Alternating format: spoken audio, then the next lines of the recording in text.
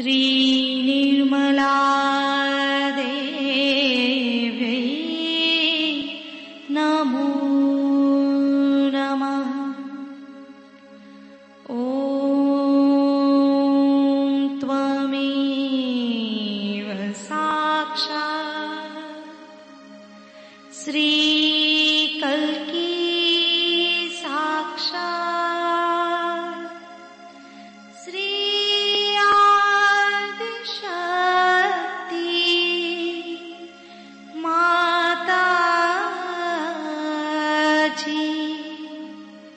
श्रीनिर्मला देव्यै नमो नमः।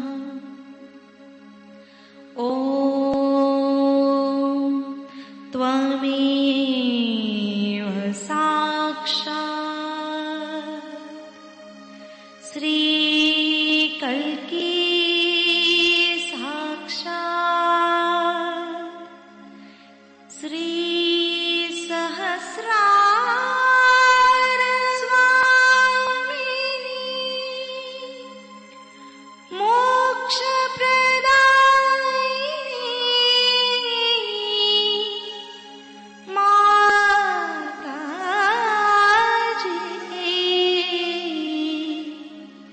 श्रीनिर्मला देव्यै नमो नमः।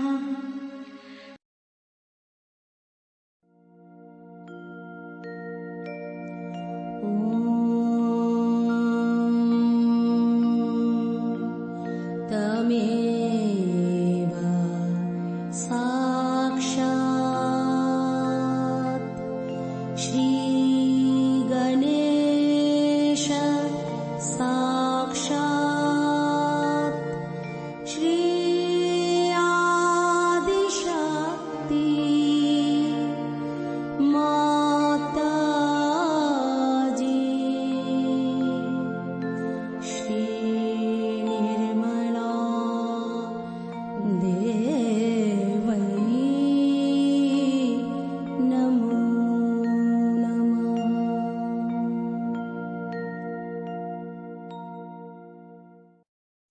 जय श्री माता जी। दोनों हाथ माँ के सामने हृदय में श्री माता जी की छवि को नमन करेंगे। संपूर्ण चित्त बीचों बीच हृदय में माँ की छवि को अपने हृदय में स्थिर करते हुए परम पूजनीय श्री माता जी कृपा करके हम सभी के हृदय को अपने प्रेम के योग्य बनाइए।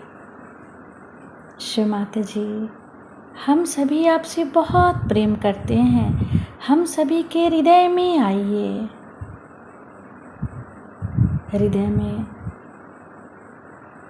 माँ को देखते हुए, श्री माता जी को देखते हुए, श्री माता जी हमारे इस हृदय को और भी पवित्र बनाइए श्री माता जी, ताकि आप यहाँ आ सकें।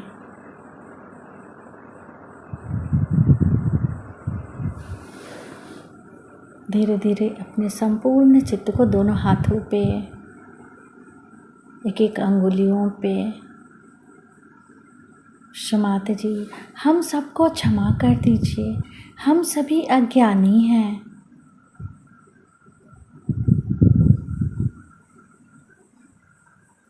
धीरे धीरे अपने संपूर्ण चित्त को लेफ्ट नाभि पर श्री माता जी से प्रार्थना। श्री माता जी, आपकी परम कृपा में हम शांत हैं, संतुष्ट हैं और उदार भी हैं। बाएं नाभि पर पूरा चित्त स्थिर करते हुए श्री माता जी हमारे बाएं नाभि में श्री गृहलक्ष्मी तत्व जागृत कीजिए। मंत्र ओम त्वमेव साक्षात् श्री गृहलक्ष्मी साक्षात् श्री आदि शक्ति माता जी श्री निर्मला देव्यै नमो नमः। श्री माता जी, आपकी परम कृपा में हम शांत हैं, संतुष्ट हैं और उदार भी हैं। कृपा करके हमारे बाएं नाभि में अपना संपूर्ण चित्त आशीर्वादित कीजिए।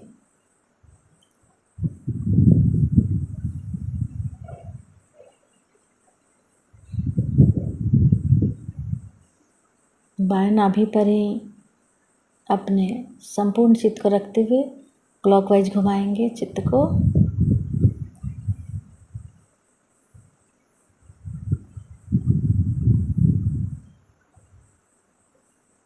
श्री माता जी, आप ही दूसरी गृह लक्ष्मी भी हैं।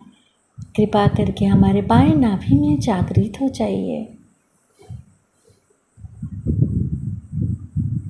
धीरे धीरे अपने संपूर्ण चित्त राइट हार्ट पे, फिर लेफ्ट विशुद्धि,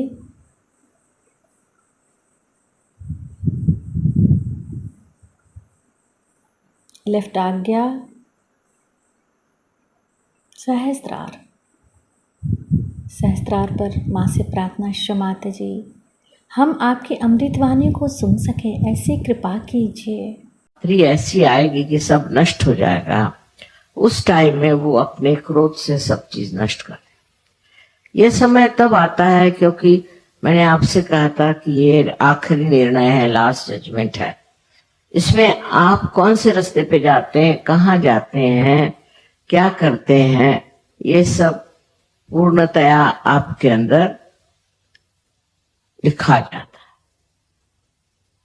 आपका जैसे कच्चा चिट्ठा बन जाता है और उसी के अनुसार आप चाहे स्वर्ग में जाएं और चाहे आप नरक में जाएं। नरक में भेजने वाले तो शिव जी, मैं नहीं, मुझे कोई मतलब नहीं नरक से, लेकिन शिव जी को है। वो खींच के आपकी टांग आपको नरक में डाल देंगे। फिर आप ये ना कहें कि मैं तो माँ का बड़ा वर्शिपर हूँ और मैं माँ को मानता हूँ, तो मुझे क्यों ये ऐसा हो गया। इसका कारण मैं नहीं। जिसने एक बार मुझे माँ कह दिया उसके लिए मैं कभी कुछ बुरा नहीं सोचती, पर शिव जी की मर्यादाएं अगर मैं हूं तो मेरी मर्यादाएं भी वो। बट इस मामले में सबका, दोनों का स्वभाव बिल्कुल विपरीत होने के कारण आपको बहुत समझ करके रहना। और ईसा मसीह में भी जो 11 रुद्र हैं वो भी यही है। रुद्र की जो भावना है वो भी शिव जी के स्वरूप है और इसलिए बहुत संभल के आपको रहना चाहिए। इसके बारे में आपको इसलिए वार्निंग देनी है कि सहयोग में भी लोग आते हैं, कोई पैसा कमाता है, कोई बुराई करता है, कोई खराबी करता है, कोई अन्याय करता है। ऐसे लोग तो झटक जाते ही, निकल जाते हैं, पर निकलते ही साथ शिव जी की कक्षा में आ जाते हैं। फिर मुझे खबर आती कि वो बैंकरप्ट हो गए, वो ऐसा हो गया, वैसा हो गया। मैंने कहा भैया आप मुझे मत बताओ। जब वो खुद ही छोड़ के भागे अपने संरक्षण से, तो उसे कौन बचा सकता। इसलिए आपको चाहिए कि आप अपना संरक्षण शिव में खोजें। माँ में तो है ही संरक्षण, लेकिन शिव में खोजना चाहिए। उसके लिए ये जो मैंने अभी आपको बताया है कि 5 चीजें, इन 5 तत्वों में जो सूक्ष्म चीज है उसको प्राप्त करना, और उसको प्राप्त करने के लिए आपको ध्यान करना जरूरी है। जो लोग ध्यान करते हैं वो अलग ही दिखाई देते, और जो लोग ध्यान नहीं करते वो अलग दिखाई देते, इसमें कोई शक नहीं।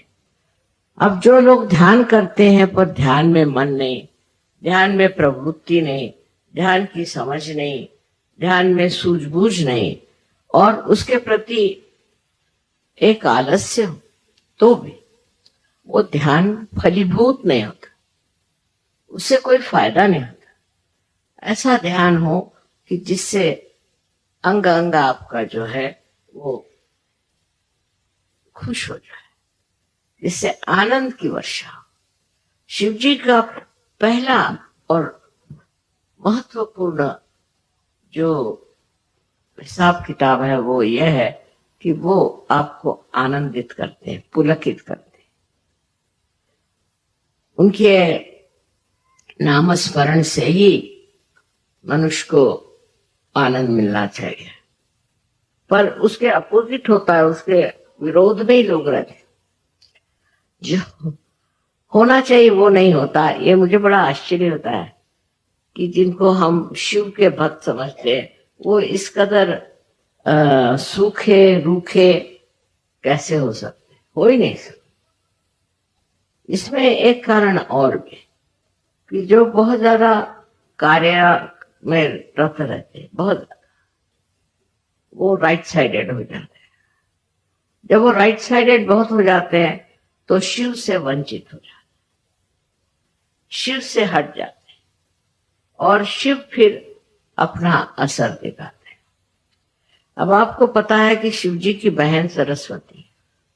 जो सरस्वती की पूजा करते हैं, माने जो पढ़ते हैं लिखते हैं, ये सब ज्ञान व्यान इकट्ठा करते हैं और इसके अलावा कला में बहुत रुचि रखते हैं, ऐसे जो लोग कला की और जिनकी रुचि है, ऐसे लोग जो हैं जो सरस्वती की पूजा करते हैं, उनकी वंदना करते हैं, उनको सबसे पहले ये जानना चाहिए कि ये शिव जी की बहन है। और आप जानते हैं बहन का रिश्ता बड़ा जबरदस्त होता है। अगर आप इनकी बहन की कहीं प्रवंचना करें या उससे कोई बुरे गुण ले लें या बुरी बातें करें, जैसे कि बहुत से लोग हैं गंदी गंदी किताबें लिख देते हैं, बहुत से लोग हैं जिनके पास ज्ञान है उसको उल्टा सीधा कर देते हैं, ऐसे लोगों पे शिव जी का हाथ बड़े जोर से पड़ता है, क्योंकि उनकी बहन जो है वो बड़ी महत्वपूर्ण है और उसकी प्रवंचना करना माने बहुत ही बड़ा गुनाह है, उनकी दृष्टि में बहुत बड़ा गुनाह है। और आदिशक्ति के लिए भी उनका बहुत कड़क नियम है, इसमें कोई शक नहीं। जरा इसको देख नहीं निकल रहा है। अब जो सहयोगी हैं उनको सबसे पहले अपनी ओर ध्यान देना। मेरा मतलब नहीं कि शीशे के सामने घंटों बैठे रहिए, बिल्कुल भी नहीं। शीशे के सामने बहुत बैठना भी एक बीमारी मानी जाती है, पर यह है कि आप अपनी तरफ नजर करें और अपनी तरफ नजर करके देखें कि मेरे अंदर कौन सी खराब, मैं कौन से गलत काम करती। अपने भारतीय संस्कृति में जो कुछ बताया गया है सीधा रास्ता उसे लेना। आजकल नया जमाना आ गया है तो लोग सोचते हैं जैसे भी रहो ठीक, ऐसी बात नहीं। हिंदुस्तान में रहते हुए आपको भारतीय संस्कृति के अनुसार पूर्णतया रहना। आपका सारा जीवन का क्रम भी भारतीय संस्कृति से जुटा है, क्योंकि भारतीय संस्कृति में शिव तत्व का बड़ा महत्व है। सबसे ज्यादा जो है शिव तत्व का है और शिव तत्व ने ही हमारी मर्यादाएं बनाई कि इस मर्यादा को आपने लांगा कि आप गए। जो मर्यादाएं हमारे संस्कृति में हैं वो शिव की कृपा से, वो सारी बातें जो हमें बताई गई हैं आज तक कि ऐसे नहीं करते वैसे नहीं करते, छोटी सी लेकर बड़ी तक ये मर्यादाएं शिव ने बनाई और वो इसका इतना जबरदस्त ख्याल रखते हैं कि जैसे ही आप इस मर्यादा को लांघ जाते हैं आप पे उसका असर आता। अब शिव तत्व में इतनी गलत धारणा भी लोगों ने बना ली। जैसे बहुत से सोचते हैं कि भंग पीने से आप शिव तत्व के हो जाते हैं। बहुत से लोग जो शराब पीते हैं वो सोचते हैं शराब पीने से आप शिव तत्व में डूब जाते। बहुत सारी ऐसी गलत चीजें लोगों ने बना ली है कि ये शिव जी के लिए ये चीज है। वो शिव जी ने अगर पिया, शिव जी ने तो विष भी पिया था, आप विष पिएंगे? उन्होंने इसलिए पिया था कि संसार का सारा विश्व जो है वो खा ले। इसलिए वो धतूरे को खाते थे कि धतूरा जो है इसमें जहर होता है तो वो खाते थे। इसी प्रकार आपने सुना होगा कि साईनाथ जो थे वो बहुत तंबाकू पीते नहीं थे, पर वो चिलम में भर के खींचते थे। वजह ये कि महाराष्ट्र में लोग बड़ा ही तंबाकू खाते हैं। हर आदमी, मिनिस्टर भी तंबाकू खाएगा और उसका चपरासी भी खाएगा, और मिनिस्टर चपरासी से कहेगा भाई तेरे पास तंबाकू हो तो दे। इस कदर वहां लांछन्स पर बिल्कुल तंबाकू का जोर है।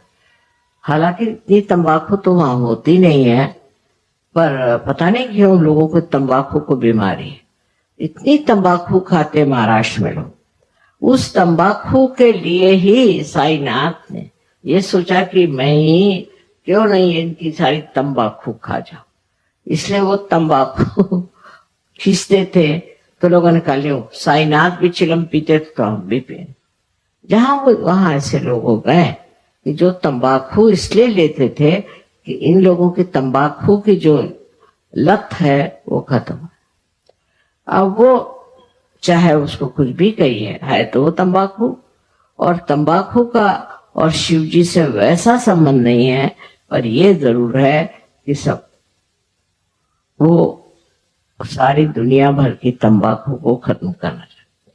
अब समझ लीजिए अगर आप देवी है, सो देवी का काम है कि सारे दुनिया के दुष्टों को, भूतों को खा ले। अब आप भी खाएंगे क्या भूत? देवी का कार्य है कि वो जितने भी आपके पीछे में लगी हुई बीमारियां हैं उनको आत्मसात कर ले। तो अब आप लोग करेंगे क्या?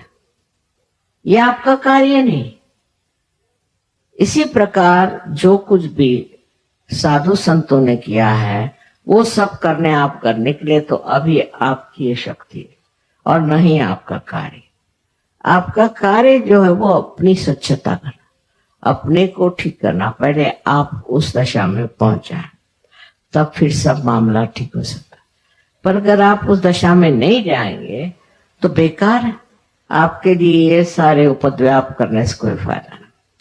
बहुत सारी चीजें हैं जिसका समर्थन हो सकता है गलत तरीके से, पर हमको अगर सही तरीके पे रहना है और सही मार्ग से चलना है तो सर्वप्रथम अपने हृदय को हम स्वच्छ करें।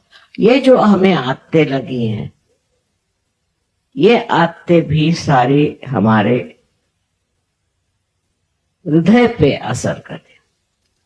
इसलिए पहले जमाने में ऐसा होता था कि जो भी विद्यार्थी आते थे उनको जंगलों में सोने कहते थे। वो जंगलों में रहे जहां सांप, बिच्छू, बकरियां सब लगे, वहीं रहो तो तुम्हारे ऊपर ऐशो आराम न चाहे। ज्यादा से ज्यादा झोपड़ी में जिसको कि गोबर से लिपा हुआ है उसमें सुलाते थे, और बहुत सादगी का जीवन। कपड़े भी बहुत कम पहनने, जिसमें के बच्चों को कपड़ों के प्रति लालच न हो। हमें ये कपड़ा पहनना है, हमें ये जूता खरीदना है, हमें ये खाना खाना है, ये सहयोग कहना नहीं चाहिए। आपको मालूम है आपकी माँ कहीं भी रह सकती, कहीं भी सो सकती, कुछ भी खा सकती। तो ये जो चीजें अपने अंदर स्वाद, हमारे यहाँ जो इंसान देखो हिंदुस्तान का, उसको खाने पीने का बड़ा शौक। सहयोगी भी एक दूसरे को बुलाएंगे खाने पर आइए, काय को औरतों को खासकर, कि जैसे ही कहीं जाओ तो कहे माँ आप हमारे घर खाने पर आए। मैंने कहा मेरे खाने का बड़ा गड़बड़ा काम है, मैं तो किसी होटल में नहीं खा सकती, मैं कहीं नहीं खा सकती, और घर में भी बगैर नमक भरे चीनी के रहती हूँ। मेरे अंदर अस्वाद है, बचपन से अस्वाद। मैं हर हालत जो मिले सो खाती हूँ, पर हम लोगों की जो जबान है बड़ी चटोरी है हिंदुस्तानियों।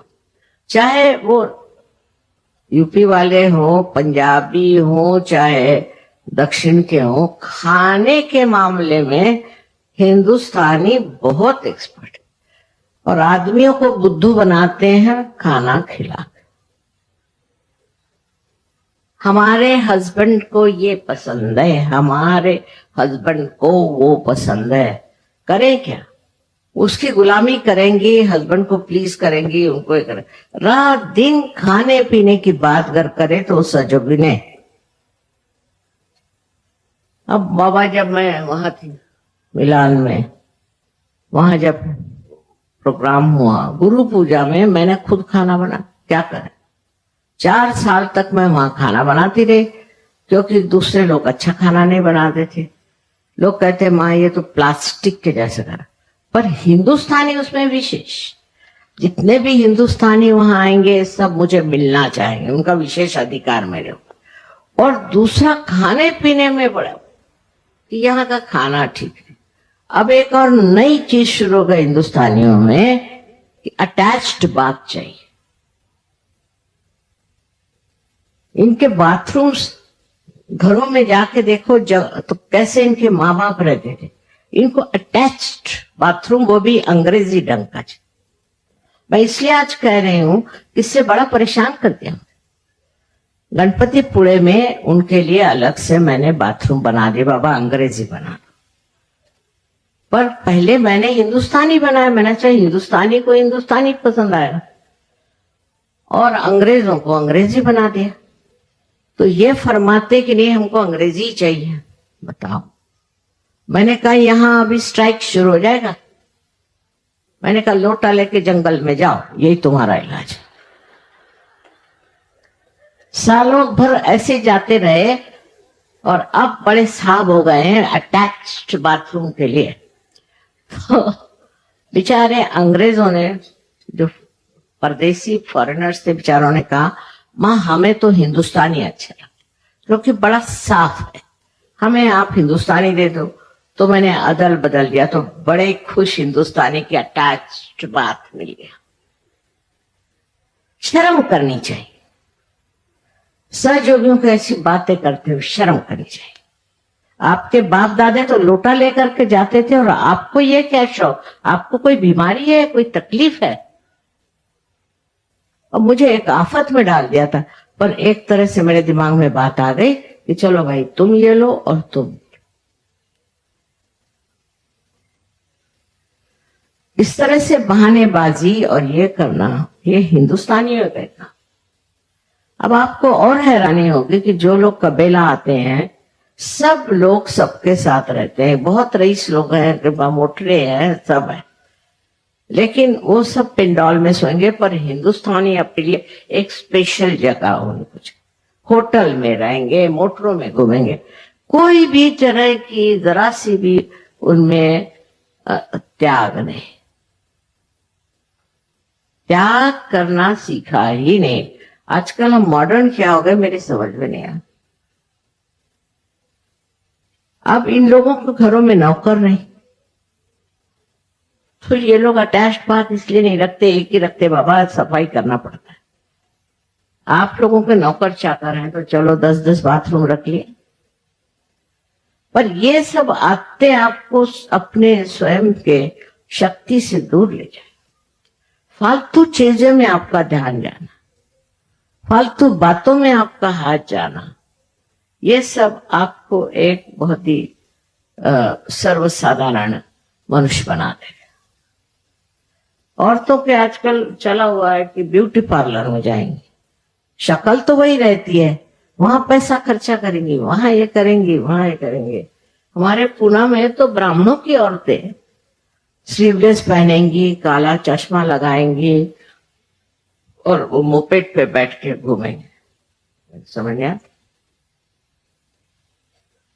पूना में, जो कि पुण्य पटनम है, ये क्या पुण्याई का इंतजाम है? इस तरह से हम लोग विदेशी चीज को ले रहे हैं बगैर सोचे कि इसमें शिव का तत्व कितना है। शिव को देखो, रंग दड़ंग बैठते हैं अपने ऐसे। वो अपने बारात में भी ये नंदी पे बैठ के गए। नंदी क्यों? क्योंकि नंदी उनका शिष्य है। वो जो बोलेंगे उसमें गर्दन हिलाता है, कुछ भी बोले तो इसलिए नंदी उनका सबसे प्यारा शिष्य है। अब इस पे बैठ के वो वहां पहुंचे विवाह करने, तो पार्वती जी को तो कुछ ऑब्जेक्शन नहीं था, पर उसके भाई साहब जो विष्णु थे वो जरा कुछ घबराए कि ये क्या चला आ रहा है दूल्हा मियां।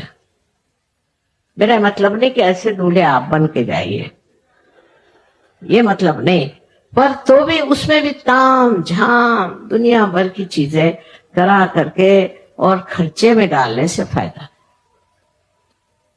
समझदारी, समझदारी आपका अलंकार है।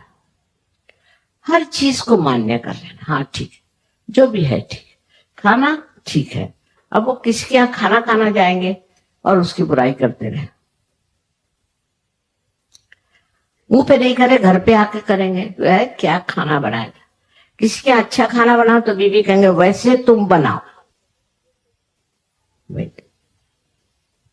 सारी जिसको जिह्वा लौलुप्य संस्कृत में कहते हैं, हिंदुस्तान में बहुत ज्यादा, हद से ज्यादा है, और इसको कुछ कम करना चाहिए। ये लोग आपका खाना खाते हैं, मैंने कभी नहीं सुना किसी ने शिकायत की। हालांकि इन लोग का अंग्रेजी खाना तो कोई खा नहीं सकता, आप लोग भी, लेकिन इस तरह से अपने ऊपर ये जो लेपन करा रखा है, इससे आनंद में आप विभोर नहीं हो सकते। शिव जी का जो आनंद है उसको तो बताने के लिए लोगों ने कहा था कि आप वैराग्य करो, पहले विराग हो जाओ, हिमालय पे जाओ, एक टांग पे खड़े रहो, फिर कपड़े बिल्कुल कम पहने, नदी में जाके नहाने का और वैसे गीले कपड़ों से ध्यान का, सारे कष्ट शरीर को देते थे। और गुरु लोग अब भी मारते पीटते हैं, बहुत सताते हैं, ऐसे थोड़ी बैठे बिठाए पार कराते, ना, काफी आफत कराते हैं और तब उसके बाद लोग पार होते हैं। पर उनका जो पार होना है वो जम जाता है, स्थिति है। और आप लोगों को ऐसे ही प्यार करा दिया, अब वो बाकी के पीछे की चीजें तो चल ही रही सर, वो आफत तो चल ही रही है, अब उसको क्या करें, तो उसको ही छांटना है। इन सब चीजों को जो हमने जोड़ लिया, इसको छांटना है, खत्म करना है। और उसको उपद्रव करने की जरूरत नहीं, कि कोई वैराग्य लेने की जरूरत नहीं, घर द्वार छोड़ने की जरूरत नहीं, किसी भी तरह का द्राविड़ी प्राणायाम कहते हो करने की जरूरत नहीं। पर एक चीज जरूर है, एक चीज जरूर है कि अपना ये कम करना चाहिए, कम करके जाना, धीरे धीरे कम कर। अस्वाद अंदर आना चाहिए, बहुत जरूरी। अस्वाद एक बड़ी भारी चीज है। लोग बहुत नाराज होते थे, अगर खाना उनके समझ में नहीं आया तो थाली फेंकेंगे, कहीं मारेंगे पीटेंगे नौकरों को, पता नहीं क्या करते। अगर आपके अंदर अस्वाद आ जाए तो बहुत हलवाइयों की दुकानें भी बंद हो जाएंगी मेरे ख्याल से। बहरहाल मेरा कहने का मतलब यह है कि शरीर का माध्यम नहीं करना, शरीर के लिए कंफर्ट है। समझ लीजिए अगर आप पलंग पे सोते, जमीन पे नहीं सो सकते, तो 10 दिन जमीन पे सोई, कैसे नहीं सो सकते। अपने शरीर को अपना गुलाम बनाए बगैर नहीं, अपने कंफर्ट की बातें जो है वो खत्म करें। बहुत से लोग हैं वो बस से नहीं चल सकते क्योंकि वो मोटर से जा सकते, फिर इसकी मोटर मांग, उसकी मोटर मांग, इसमें बैठ उसमें बैठ, पर कोई भी ये नहीं सोचेगा चलो आज बस से चल के देख क्या होता है। और पहले तो बस भी नहीं थी, लोग चलते ही थे। हम जब स्कूल में पढ़ते थे 5 मील रोज सवेरे चल के जाते थे, हमारे घर में मोटरें थी, सब कुछ, ये माँ बाप की हमारे, पर हम खुद बहुत शौकीन, पैदल चलो, और जूते नहीं पहनते थे, चप्पल नहीं, हाथ पे लेके जाना, क्योंकि वाइब्रेशंस की वजह से अच्छा था जमीन पे चलना। आप लोग भी थोड़ा सा जूतों के बगैर, चप्पल के बगैर चलना सीखें, बहुत जरूरी है। उससे बड़ा फायदा हो, जमीन को भी वाइब्रेशंस मिलेंगे और आपको भी अच्छा लगे। हर तरह की चीजों में हम लोग बहुत ज्यादा आराम पसंद हो। पहले 2-4 नवाब लोग जैसे थे वैसे अब हम लोग होगा। और क्या मिला है, उससे कुछ नहीं मिला। ये सब की गुलामी करते करते सारी जिंदगी बीत जाएगी। इस गुलामी को कम करना है और सिर्फ परम शिव के तत्व को अपने अंदर धारण करना है। और उसके लिए जरूरी है कि कोई भी चीज महत्वपूर्ण है। आज ये कपड़ा पहनना है तो कल वो कपड़ा पहने, तो उसके साथ वो मैचिंग करना है, तो उसके साथ वो चाहिए। जो कुछ मिलता है ले लो, जो कुछ आता है उसको पहन लो, कोई हर्ज नहीं, उसमें आप पे कोई आफत नहीं आने वाली। उल्टे आपको समाधान होगा कि मैं समाधान, जो भी मुझे मिला वो मैं समाधान से स्वीकार किया। आजकल हमारे नाक को, हम पता नहीं यहाँ भी है कि नहीं, कि वो गैस का सिलेंडर 16 रुपए महंगा हो गया। तो औरतें, उनकी बड़ी फोटो आई, सब बड़ी सजी धजी। मैं कहे 15 रुपए का तो इनके पाउडर ही लगता होगा।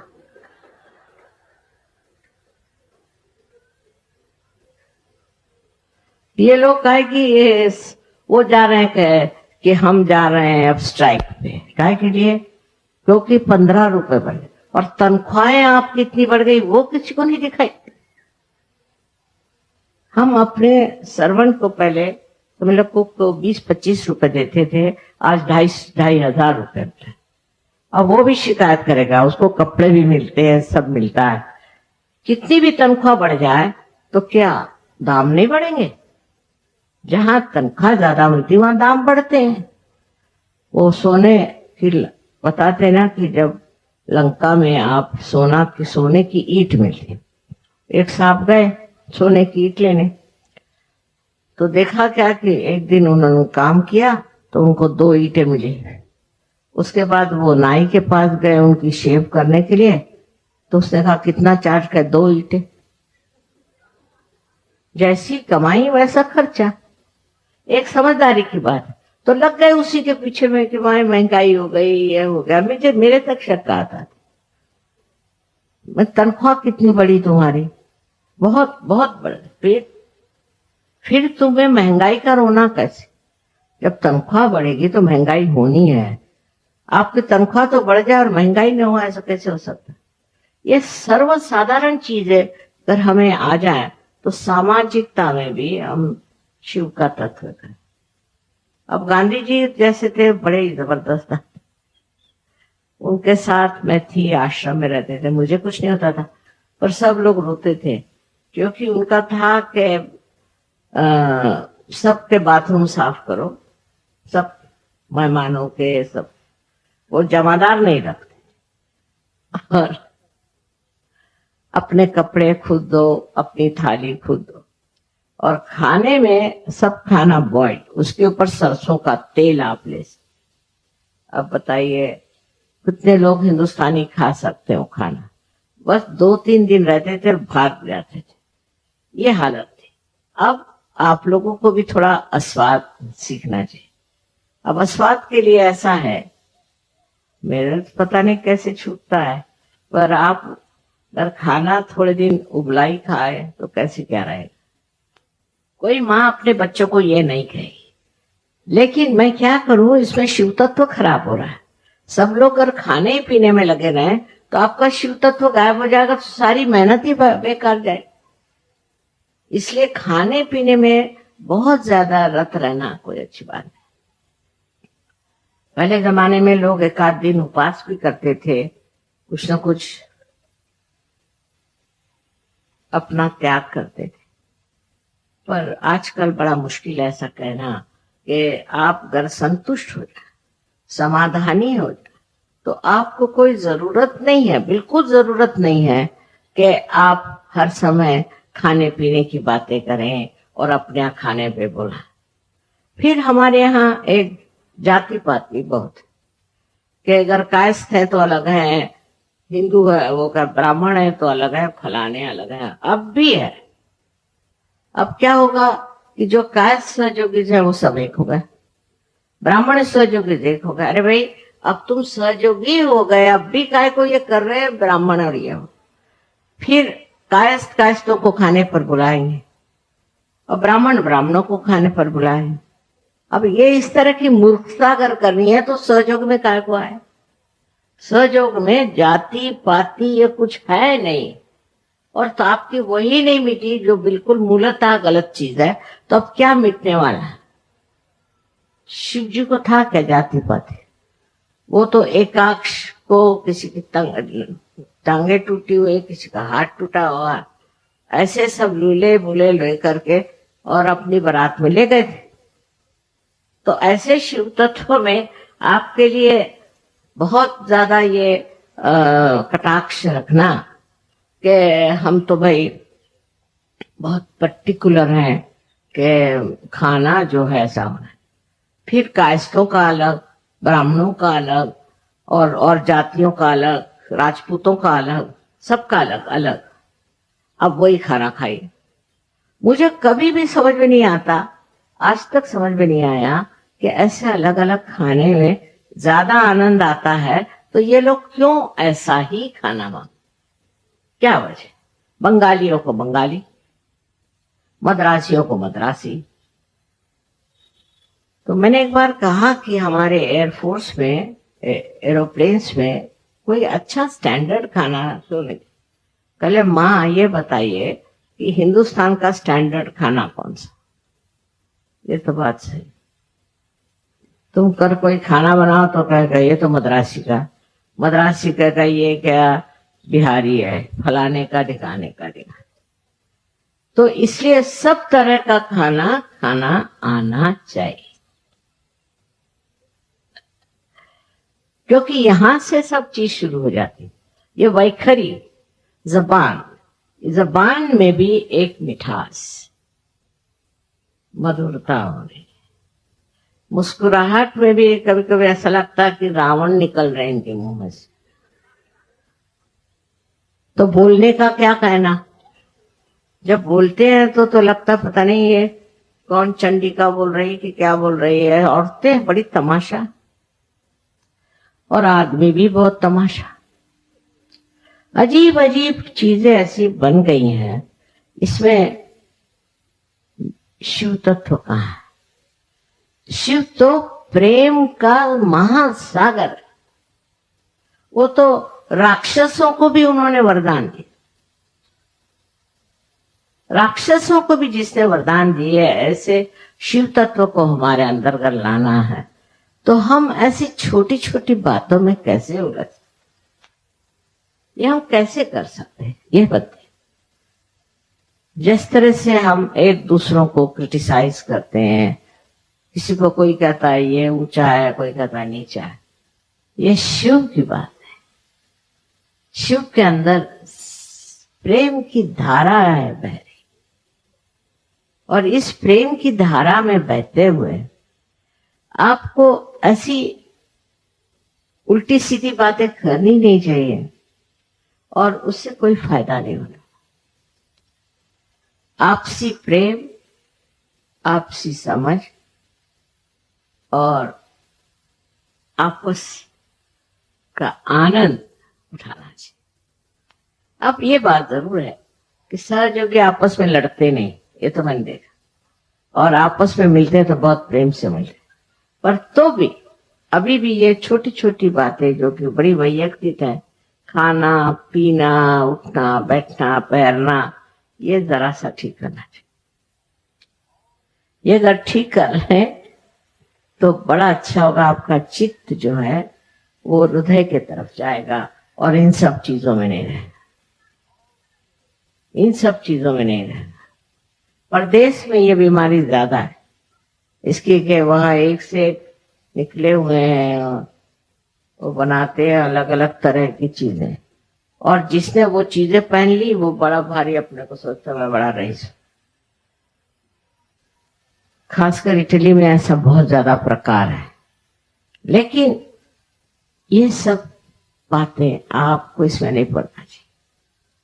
आप अपने सादगी से रहो, अपने देश में सादगी से रहने वाले जो होते हैं उन्हीं का नाम हुआ, औरों का नाम नहीं हो सकता। पहले जमाने में लोग, गांधी जी ने कहा खद्दर पहना, तो लोग बिल्कुल खद्दर पहने। उन्होंने ऐसा बनाया था, खूब ठिकाने लगाया था सबको उन्होंने। पर अब आपको अपने को ठिकाने लगाना है, क्योंकि आप स्वयं आत्मा के प्रकाश, आप स्वयं श्री शिव के शरण में आए। आप खुद को खुद ही ठीक करें। आपको दूसरों को ठीक करने का नहीं है, बस अपने को ठीक करें और धन्य समझे कि आप आत्म साक्षात्कारी। कितने थे पेड़, अरे 2-4 थे बेचारे, उनको ही लोग मार डालते थे। आज आप हजारों की तादाद में हैं, तो इस चीज को शुक्र करें। बातचीत में मिठास, ऊपरी तरह से नहीं, हृदय से। जो भी बात आप हृदय से करें उसको कोई नहीं बुरा मानता, इसलिए हृदय से बात। अपने बच्चों से,